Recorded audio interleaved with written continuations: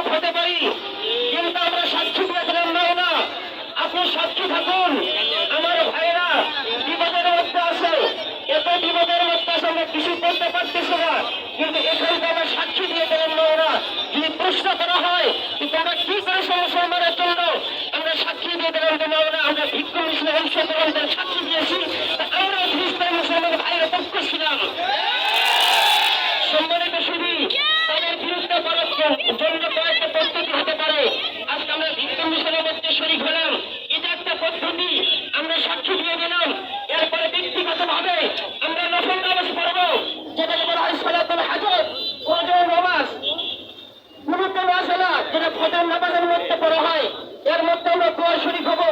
ইনশাআল্লাহ মুসলমানের দোয়া করলে পিছিয়ে যায় না, মুসলমানের দোয়া করলে পিছিয়ে দেয় না, মুসলমান তো আল্লাহ তাআলা কবুল করবেন ইনশাআল্লাহ। দ্বিতীয় পদ্ধতি হলো ব্যক্তিগত আমল করা করে, দোয়া করা করে, নামাজ পড়া করে, তাদের জন্য চলে আসে। আজ থেকে আমরা ওয়াদা করতে পারলাম, আজমগীর যখন করলাম ইনশাআল্লাহ তাদের একটা পূর্ণ ব্যবহার করবো না ইনশাআল্লাহ। সম্মানিত শুধু এই জন্য আমি বলতে চাই, শুধু আমাদের এটাই শুরু না, এটাই শেষ না, এটাও কোনো শুরু হলো। আমরা আজমগীর যখন করে ফেললাম, মৃত্যুর আগ পর্যন্ত তাদের আমরা কখনো সমর্থন করবো না ইনশাআল্লাহ।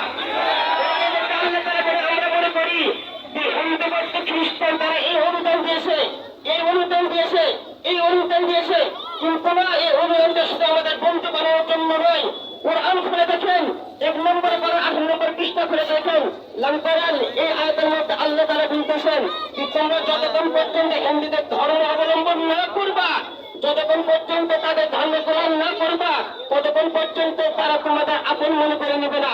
সুতরাং যারা যত কিছু অবদান রাখছে আমাদের প্রতি, এটা করে সেটা করে, এটা কিছুই না, সুতরাং আমরা তাদেরকে বন্ধু হিসাবে কখনো গ্রহণ করবো না ইনশাআল্লাহ।